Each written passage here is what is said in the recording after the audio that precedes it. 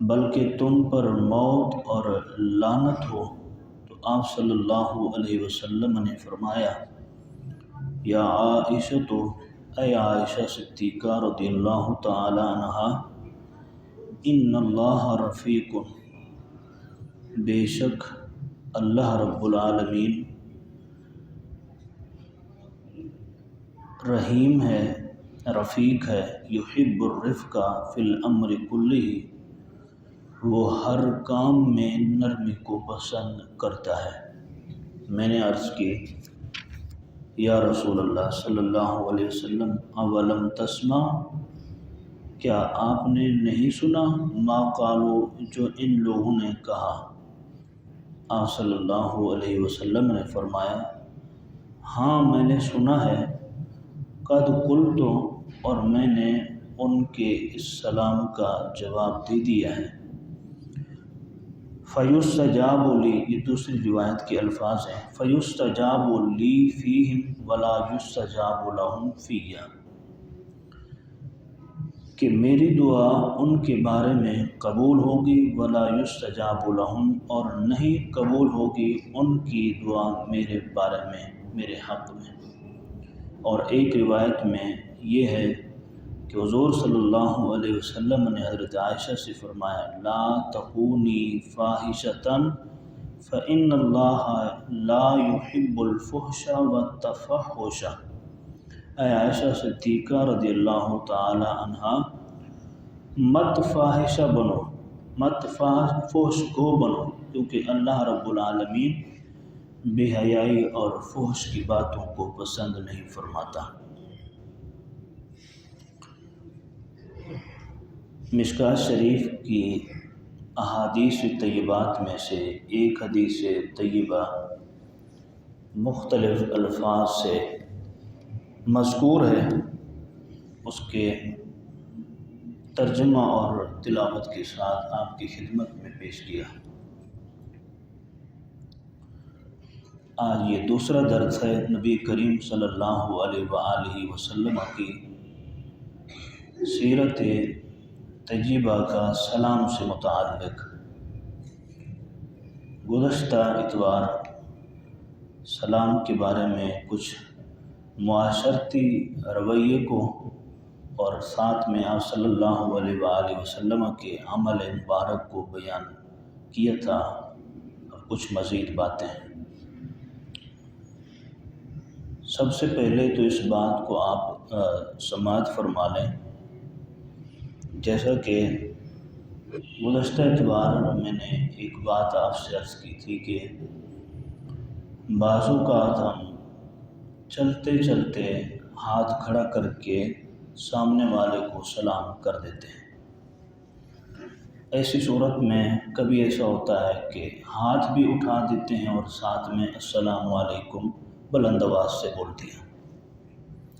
اور کبھی ایسا ہوتا ہے کہ بلند آواز سے بھی اور آہستہ آواز سے بھی ہم سلام نہیں کہہ پاتے، وہ کلمات نہیں کہہ پاتے، صرف اور صرف ہاتھ اٹھا کر کے ہم سامنے والے کو لگ رہا ہوتا ہے کہ سلام کر رہے ہیں، جواباً بھی سامنے والا ایسے ہاتھ اٹھا دیتا ہے۔ تو یوں سمجھیں کہ یہ ہمارے سماج کا ایک رویہ بن چکا ہے۔ سلام کی علامات میں سے ایک علامت یہی پائی جا رہی ہے کہ اس سے بھی سلام ہو جاتا ہے، ان اشاروں سے بھی سلام ہو جاتا ہے۔ ہمارے ہاں گاؤں دیہاتوں میں لوگ پگڑیاں باندھتے ہیں، تو بائک پر جاتے ہوئے کوئی ہوٹل پر بیٹھا ہوا ہے، جاننے والا اس پر نظر پڑ گئی تو پگڑی کو سر پر سے اتار کر کے یوں اسے ہلاتے ہوئے آگے بڑھ جاتے ہیں، اور اس کا مطلب بھی یہی ہوتا ہے کہ میں تمہیں سلام کر کے جا رہا ہوں۔ میں نے آپ سے پہلے عرض کیا تھا کہ میں معاشرے کی بہت ساری چیزیں آپ کے سامنے رکھتا ہوں، جو اچھی بھی ہوتی ہیں، بری بھی ہوتی ہیں، ساری آپ کی خدمت میں رکھنے کا مقصد یہ ہوتا ہے کہ ہم اس پہلو کو اچھے طریقے سے سمجھیں۔ اسی طریقے سے بہت سارے علاقوں میں بہت سارے رویے پائے جاتے ہیں سلام کرنے کے۔ ایک بات تو یہ، دوسری بات یہ ہے کہ جیسا کہ میرے پاس نماز کے فوراً بعد آپ آتے ہیں سلام کرتے ہیں، یا میں کسی جھرمٹ میں موجود ہوں اور میں نے کسی کو جا کے سلام کیا، السلام علیکم کہا، اور انہوں نے بھی مجھے ہاتھ دیا لیکن انہوں نے مجھے سلام کا جواب نہیں دیا۔ اس کی دو باتیں ہو سکتی ہیں میری فہم کے مطابق۔ ایک تو یہ کہ بے خیالی میں انہوں نے سلام کا جواب نہیں دیا، اور اکثر و بیشتر ہوتا بھی ایسے ہے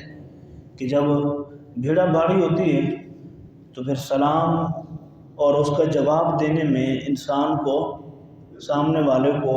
کافی زیادہ توجہ کے ساتھ اسے جواب دینا پڑتا ہے اور سلام کرنا پڑتا ہے۔ اگر بے توجہ کے ساتھ ایسا ہو گیا، مثال کے طور پر ادھر ایک بندہ کھڑا ہوا ہے، میں اس سے بات کر رہا ہوں اور دوسرے نے آ کر کے ہاتھ پکڑ کر کے وہ سلام کر کے چلا گیا، اس نے اپنا ہاتھ میرے ہاتھ میں ڈال دیا، میں ان سے بات کر رہا ہوں، تو یہ بے توجہ ہی ہے کہ میری توجہ اس طرف ہے، سامنے والے شخص کے سلام کی طرف میری توجہ نہیں ہے، ہاتھ تو میرا ادھر ہے، اگلے نے بھی آ کر کے ہاتھوں میں ہاتھ ڈال دیا لیکن میں نے اسے سلام کا جواب نہیں دیا۔ تو اگر تو بے خیالی میں ایسا ہو گیا تو اس میں اللہ کی بارگاہ سے معافی ہوگی، اس پر ہمارا یقین ہے۔ اور اگر جان بوجھ کر کے میں سلام کا جواب نہیں دے پایا یا نہیں دیتا ہوں یا میری عادت نہیں ہے، تو یوں سمجھیں کہ کیونکہ سلام کا جواب دینا میرے لیے، آپ کے لیے واجب ہے۔ جس نے بھی آپ کو سلام کیا ہے تو آپ کو اس کے سلام کا جواب دینا واجب ہے۔ لہٰذا اس بات کا ہمیں سب سے پہلے خیال یہ رکھنا ہوگا کہ اگر ہم کسی ایسے مقام پر ہیں، کسی ایسے مجمع میں ہیں، تو اگر آپ نے جان بوجھ کر، میں نے جان بوجھ کر کے سلام کا جواب نہیں دیا تو پھر جو ہے اللہ کی بارگاہ سے پکڑ ہو سکتی ہے، اور اگر بے خیالی میں ایسا ہو گیا تو اللہ تبارک و تعالیٰ کی ذات معاف کرنے والی ہے۔ اس چیز کو ہم سمجھنے کے بعد ایک بات اور، اکثر و بیشتر حضرات جو کمپنیوں میں کام کرتے ہیں، جو انڈسٹریوں میں، فیکٹریوں میں، کارخانوں میں کام کرتے ہیں، وہاں مختلف مسالک کے، مختلف مذاہب کے لوگ کام کرتے ہیں۔ ظاہر سی بات ہے، ایک مسلم طبقہ اور سامنے غیر مسلم طبقہ ہے، یا ایک مسلمان شخص ہے اور سامنے بہت سارے لوگ ایسے ہیں جو اسلام کو تسلیم کرنے والے نہیں ہیں۔ تو ایسی صورت میں ہمیں کیا کرنا ہوگا؟ ظاہر ہے جب ہم کرسمس ڈے کے موقع پر کٹے ہوئے کیک کو کھا سکتے ہیں اور برفی کھا سکتے ہیں تو لاج تو رکھنی پڑتی ہے، سلام تو وہ بھی ہمیں کرتے ہیں، السلام علیکم۔ ظاہر ہے ہمارا پاکستان جو ہے یہ مسلمانوں کی ایک آزاد ریاست اور مملکت ہے، لہذا اقلیت بھی رہتے ہوئے ہمارے مطابق ہمارا ہی سلام کرتے ہیں اور جواب بھی تقریباً یہی ہوتا ہے۔ اگرچہ ان کے نزدیک اس کا کوئی معنی، کوئی مفہوم، کوئی نیکی نہ ہو، ہمارے نزدیک اس کا معنی اور مفہوم اور نیکیاں احادیث طیبات کے مطابق پائی جاتی ہیں۔ تو جہاں پر ایسا معاملہ ہو کہ مسلم طبقہ بھی موجود ہو، غیر مسلم طبقہ بھی موجود ہو، تو ایسی صورتحال میں مسلمانوں کا لحاظ کرتے ہوئے آپ سلام کا جواب بھی دیں اور سلام بھی کر سکتے ہیں، یہ اجازت ہے۔ لیکن اگر سامنے والے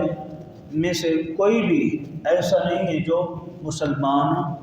بالکل نہیں ہے، بالکل غیر مسلم ہے، جیسے مثال کے طور پر اب یہاں سے نکل کر کے آپ تھوڑا باہر چلے جائیں، یہاں سے کوئی شخص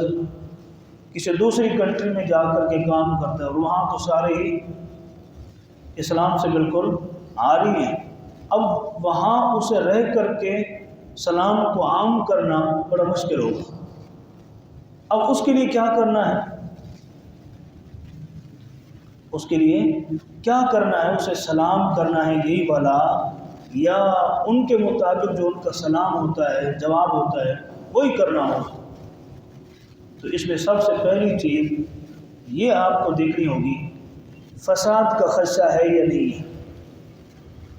فتنے کا خدشہ ہے یا نہیں ہے، وہاں آپ کے سلام کو تسلیم کیا جاتا ہے یا نہیں کیا جاتا، قبول کیا جاتا ہے یا نہیں کیا جاتا۔ تو اگر تو ایسی صورتحال ہے کہ آپ کے وہاں رہنے سے اور آپ کے سلام کرنے سے لوگوں میں کسی طرح کوئی تذبذب نہیں پایا جاتا، تو پھر تو آپ سلام کو عام کر سکتے ہیں۔ لیکن اگر ایسی صورتحال نہیں ہے، آپ کو وہاں کے قوانین کے مطابق رہ کر کے سلام کلام جواب دینا ہے، تو جتنا احتیاط ہو سکے انسان وہاں رہ کر کے احتیاط کرے گا۔ اور اسی طریقے سے ہمارے ہاں انڈسٹری میں بہت سارے لوگ جو ہندو ہیں کام کرتے ہیں، آپ کو سلام کرتے پتہ نہیں ہوتا یہ مسلمان ہے کون ہے۔ اسی طرح صدر میں آپ جائیں، پتھاروں میں بیٹھے ہیں بادام بیچنے والے، اخروٹ بیچنے والے، لڑکیاں عورتیں بیٹھی ہیں، اگر آپ کو پتہ ہی نہیں چلے گا کہ یہ ہندو ہے کون ہے، آپ جاتے ہیں، آپ کہتے ہیں بھائی جان، آپ کہتے ہیں بھائی جان السلام علیکم ورحمۃ اللہ وبرکاتہ، آپ کو پتہ نہیں چلتا یہ کون ہے۔ تو جب پتہ ہی نہیں چل پا رہا یہ کون ہے، تب بھی غالب تصور کرتے ہوئے آپ اس کے سلام کا جواب دیں گے، کیونکہ آپ کو پتہ ہی نہیں ہے، مجھے پتہ نہیں ہے کہ کون ہے، کیونکہ اس نے سلام کیا اور ہمیں اس سلام کا جواب دینا ہے۔ جب میں جانتا ہوں، آپ جانتے ہیں کہ یہ طبقہ سارا ٹوٹل طبقہ اسلام سے تعلق رکھنے والا نہیں ہے، تو پھر آپ وہاں پر احتیاط کریں گے۔ اور جب وہ آپ کو کہیں السلام علیکم اور آپ جانتے ہیں کہ وہ مسلم طبقہ نہیں ہے، تو آپ کے لیے کتنے کلمات کہنا ضروری ہے؟ تو پھر آپ کو یہ کہنا ہوگا وعلیکم السلام، بھی آپ نے آپ کو نہیں کہنا وعلیکم السلام ورحمۃ اللہ وبرکاتہ جیسے ہم ایک دوسرے کو کرتے ہیں، یہ نہیں۔ جب وہ آپ کو کہیں السلام علیکم تو آپ کو صرف اتنا جملہ کہنا وعلیکم۔ میری بات سمجھیں آپ؟ تو یہ ہے ایک معاشرتی حوالے سے، سماجی حوالے سے ایک مختصر طریقہ۔ آگے کچھ اور بھی باتیں انشاءاللہ وہ بھی آپ کی خدمت میں رکھیں گے۔ میں روایت جو پڑھ چکا ہوں آپ کی خدمت میں، یہ حضرت عائشہ صدیقہ رضی اللہ تعالی عنہا کی ہے۔ تو حضرت عائشہ صدیقہ رضی اللہ تعالی عنہا فرماتی ہیں کہ یہودیوں کا ایک طبقہ، یاد رکھیں یہودی اہل کتاب ہے، اور یہ ہمیں سلام کر سکتے ہیں اور ہمیں ان کے سلام کا جواب بھی دینا ہوگا، لیکن ان کے لیے بھی ہمیں وعلیکم بھی منتخب کرنا ہے۔ تو حضرت عائشہ صدیقہ رضی اللہ تعالی عنہا فرماتی ہیں، اس حدیث میں بڑا سبق ہے۔ عورت جو ہے جب اس کی شادی ہو جاتی ہے تو جو فہم اور عقل رکھنے والی سمجھدار خاتون ہوتی ہے نا، تو وہ اپنے شوہر کی خامیوں کو ہمیشہ چھپایا کرتی ہے، اس کی خوبیاں عام کرتی ہیں، اس کی خوبیاں دوسروں کے سامنے بیان کرتی ہیں، اور اس کی جو خامیاں ہوتی ہیں، اس کی جو نیگیٹو چیزیں ہوتی ہیں، وہ دوسروں کے سامنے بیان نہ تو کرنا چاہتی ہے اور نہ دوسروں کی زبان سے سننا چاہتی ہے۔ میرے ایک دوست ہیں، شاید میں نے یہ بات بتائی ہو، مجھے یاد نہیں آ رہا، ایک دوست ہیں، انہوں نے مجھے ایک واقعہ بتایا۔ انہوں نے کہا کہ ہمارے ہاں ایک خاتون کا انتقال ہوا، تو جب اس کا انتقال ہوا تو انتقال سے قبل اس خاتون کا اپنے شوہر کے ساتھ رہن سہن کو بہتر نہیں تھا، یعنی کہ شوہر اسے قبول نہیں کرتا تھا۔ کھانے پینے کے جو ابتدائی معاملات ہیں، رہن سہن کے، لباس کے، بڑی کنجوسی اور بخل سے کام لیتا تھا۔ تو وہ خاتون کہتے ہیں بڑی صبر والی تھی، بڑی صبر والی تھی۔ تو جب وہ خاتون وفات پا گئی تو اس کے شوہر نے آ کر کے پھر اپنی اس بیوی سے متعلق کچھ باتیں کہی، اور وہ باتیں انہوں نے کہا کہ وہ باتیں اس وقت ہم نے سنی جب اس نے اپنی زبان سے اعتراف کرتے ہوئے کہا کہ لاکھ میں گنہگار ہوں، لاکھ میں بیکار انسان ہوں، گو کہ میں جانتا ہوں کہ میں اپنی زوجہ کے حقوق پورے نہیں کر پایا، کچھ اور معاملات تھے جن معاملات کی وجہ سے میں دل کے اندر میل اور ناراضگی رکھتا تھا، اور بیمار ہونے کی وجہ سے میں اس کے علاج بھی نہیں کرتا تھا، پیسے خرچ نہیں کرتا تھا، لیکن اس نے اپنی زوجیت کا جو حق ہے، بیوی ہونے کا جو حق ہے، اس نے اپنا پورا حق ادا کیا ہے۔ اب اس نے جو واقعہ بیان کیا، وہ شوہر اپنی بیوی کا واقعہ بیان کر، اس نے کہا کہ مجھے کبھی بھی یاد نہیں ہے کہ میں تیار ہوا اپنی نوکری کے لیے تو میرا بوٹ پالش ہو کر کے میرے بیڈ کے آگے نہ رکھا ہو، دروازے کے آگے، وہ بھی سیدھا نہ رکھا ہو۔ کبھی بھی یاد نہیں ہے کہ میری خاتون نے کبھی میرے بوٹ کو پالش نہ کیا ہو، صاف ستھرا کپڑا وغیرہ نہ لگایا ہو، مجھے یاد نہیں۔ جب بھی میں تیار ہو کر کے گھر سے باہر نکلنے لگا تو سامنے میرا بوٹ صاف ستھرا پالش شدہ رکھا ہو تو میں پہن کے چلا جاتا تھا۔ اور دوسری بات کہتے ہیں کہ جب میں پہلے گھر کے اندر قدم رکھتا تھا تو سب سے پہلے وہ میرے پاؤں میں بیٹھتی اور میرے جوتے اتار کر کے اس مقام پر رکھ دیا کرتے۔ وہ شخص کہتے ہیں کہ میں یہ بات اب دوسروں کو بیان کرتا ہوں کہ دیکھو میں اگرچہ گناہ گار ہوں لیکن میری بیوی نے اپنی زوجیت اور بیوی ہونے کا حق ادا کیا، اور اس سے بڑھ کر جو اس نے آخری بات کی، باتیں اور بہت ساری ہیں لیکن اگلی بات جو ہے وہ یہ ہے کہ وہ فرق کہتے ہیں کہ میں جب کسی پارٹی میں گیا ہوں، کسی پروگرام میں گیا ہوں تو میری بیوی کے سامنے بہت ساری عورتیں میرے بارے میں گلہ شکوہ کرتی ہیں، تمہارا شوہر ایسا ہے، تمہارا شوہر بیکار ہے، تمہاری سنتا نہیں ہے، یہ ہے وہ ہے، تو وہ میرے متعلق ان سے لڑ جاتی تھی کہ تمہیں کیسے جرأت ہوئی کہ میرے شوہر کے متعلق تم اس طرح سے زبان درازی کر، حالانکہ وہ غلطی، وہ گناہ مجھ میں پایا جاتا تھا، لیکن میری طرفداری کرتے ہوئے اس نے سامنے سے وار کرنے والی خواتین کو زبان نہیں کھولنے دی، ہمیشہ میری خامیوں پر اس نے پردہ ڈالا، اور میری اگرچہ کوئی خوبیاں تھیں تو وہ خوبیاں دوسروں کے سامنے وہ بیان کرتی تھی، اور اپنی زبان سے وہ خامیاں بیان کرنا ہی نہیں چاہتی تھی۔ اس کے اندر یہ خوبیاں تھیں جو میں اب اعتراف کرتا ہوں، گو کہ میں گناہ گار بہت زیادہ ہوں۔ جو سمجھدار اور فہم رکھنے والی جو خاتون ہوتی ہے وہ اپنے شوہر کے عیوب پر پردہ ڈالتی ہے اور اس کی ہر موڑ پر طرفداری کرنے کے لیے کھڑی ہو جایا کرتی ہے۔ ہمارے ہاں کتنی ایسی خواتین ہیں، شادی ہو گئی، شوہر فوت ہو گیا، ایک صاحب میرے سامنے آ کر کے رو کر کے آنسو بہا کر کے چلے گئے۔ اس نے کہا امام صاحب میرے بیٹے کی ہزاروں میں تنخواہ تھی، میرے بیٹے کا انتقال ہوا تو میری بہو نے میرے بڑھاپے کا لاج نہیں رکھا، میں یہاں سے چلا جاؤں گا آج نہیں تو کل، اللہ نے موت تو لکھی ہوئی ہر انسان کے اندر، لیکن مجھے تو جانا ہی جانا ہے، کھانا میرے بیٹے کے بچوں نے، میرے پوتوں نے، میری بہو نے کھانا ہے، لیکن آج وہ مجھے در بدر چھوڑ گئی اور ساری پینشن کا پیسہ، سارا مال، ساری جائیداد، گھر، یہ وہ سب کچھ لے کر کے چلی گئی، قابض ہو گئی اور مجھے گھر سے نکال دیا۔ ایسی خاتون مجھے آپ سمجھائیں کہ وہ شوہر کے ساتھ وفاداری رکھنے والی ہوگی؟ وہ تو اثارے ثواب کرنے کو بھی تیار نہیں ہوگی جو دولت کے نشے میں آ گئی۔ تو اللہ حیا دار خواتین عطا فرمائے، حیا رکھنے والی، عقل رکھنے والی، فہم رکھنے والی خواتین عطا فرمائے، اور جن میں ایسی عقل و فہم نہ ہو اللہ انہیں عطا فرمائے۔ تو حضرت عائشہ صدیقہ، بات میں لمبی اس لیے کر چکا ہوں کہ اب جو روایت آپ کے سامنے ذکر کر رہا ہوں وہ صحیح ہے۔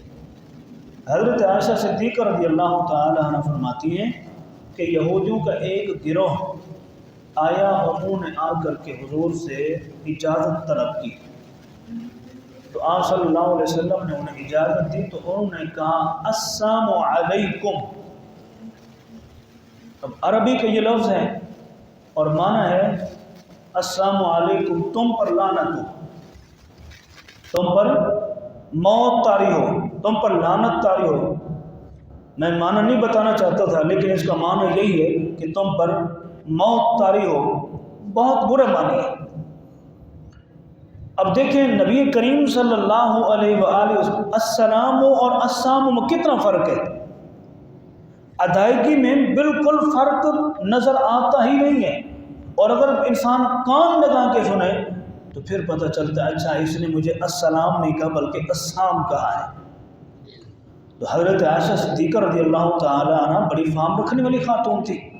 अक़ल रखने वाली खातून थी। जब उन्होंने कहा अस्सलामु अलैकुम तो हज़रत आयशा सिद्दीक़ा रज़ियल्लाहु ताला अन्हा खड़ी हो गई। आपने कहा, हज़रत आयशा के अल्फाज हैं इस रिवायत के अंदर, हज़रत आयशा ने फरमाया वल अलैकुमुस्सलाम वल लानतु, बल्कि तुम पर मौत हो और तुम पर अल्लाह रब्बुल आलमीन की लानत और अल्लाह का गज़ब तुम पर नाज़िल है। हुज़ूर सल्लल्लाहु अलैहि वसल्लम ने हज़रत आयशा को बुलाया, फरमाया आयशा तुमने क्या कहा, तुमने क्या कहा? इन्नल्लाह रफ़ीकुन, अल्लाह रफ़ीक है, अल्लाह मेहरबान है, और अल्लाह रब्बुल आलमीन नरमी को, मेहरबानी को, शफ़क़त को, मोहब्बत को, सिला रहमी को पसंद करता है। और तुमने ये कलिमात कह दिए कि तुम पर मौत हो, तुम पर लानत हो, तुम पर अल्लाह का गज़ब हो। तो हज़रत आयशा ने कहा क़ालत अवलम तस्मा, ए अल्लाह के हबीब आपने नहीं सुना कि उन्होंने आपको क्या कहा, आपने नहीं सुना कि इन्होंने आपको क्या कहा? हुज़ूर ने फरमाया हाँ हाँ मैंने सुन लिया है, अल्लाह ने निगाह नबूवत वाले मुझे भी कान अता फरमाया, मैंने सुन लिया है। तो हज़रत आयशा ने कहा या रसूलल्लाह जब आपने सुन लिया है तो फिर आपको जवाब देना चाहिए था। हुज़ूर ने फरमाया मैंने कह दिया है व अलैकुम, मैंने उनको जवाब दे दिया है व अलैकुम, जैसे तुमने मेरे लिए बद्दुआई कलिमात कहें तो मैंने व अलैकुम कह दिया है, लिहाजा इन कलिमात के कहने से मेरा रब उनके बद्दुआई कलिमात मेरी तरफ से आने वाले उन कलिमात को फेर करके उनकी तरफ लौटा देगा। वो बद्दुआई कलिमात मेरी तरफ नहीं आएंगे, बस वालैकुम कहने से काफ़ी है, लिहाजा तुम्हें मज़ीद ज़्यादा अल्फाज बद्दुआई कहने की ज़रूरत नहीं है। अब मैं औरतों के जुमले अगर आपको सुनाऊँ तो आप हैरान हो जाएंगे। हम सबको पता है औरतें जब आपस में लड़ रही होती हैं, झगड़ा कर रही, तो फिर उनकी आप गालियाँ सुने, उधर से एक गाली आती, इधर से 606 गालियाँ आ जाती हैं। तो ज़्यादती करना मना है। यहाँ हुज़ूर सल्लल्लाहु अलैहि वसल्लम ने हज़रत आयशा को ज़्यादती करने से मना किया, व अलैकुम कहने से सारे के सारे उनके जुमले उनकी तरफ वापस पलट गए। लिहाजा हज़रत आयशा सिद्दीक़ा रज़ियल्लाहु ताला अन्हा की इस फ़हम को देखें कि हुज़ूर के वो आक़द में हैं, लेकिन यहाँ पर हुज़ूर की तरफ से आने वाला एक गलत जुमला भी एक ख़ातून बर्दाश्त करने को तैयार नहीं है। ये होता है शौहर के हुकूक अदा करने में से एक बहुत बड़ा हक़ कि उसकी तरफदारी करना। यहाँ से औरत के बारे में पता चलता है कि वो अपने शौहर से कितना प्यार और उसके साथ कितनी मोहब्बत करती है। तो नबी करीम सल्लल्लाहु अलैहि वसल्लम की इस हदीस से साबित हो ये चीज़ें हुई कि नरमी, और साथ में अगर किसी गैर मुस्लिम तबके से आने वाले बद्दुआई कलिमात हों तो उनके बद्दुआई कलिमात का जवाब उतना ही दिया जाए जितना उन्होंने हमें दिया। ज़्यादती नहीं करनी चाहिए। ज़्यादती अल्लाह को नापसंद है, शफ़क़त और मेहरबानी अल्लाह रब्बुल आलमीन को बहुत पसंद है। व आखिर दावाना अल्हम्दुलिल्लाहि रब्बिल आलमीन।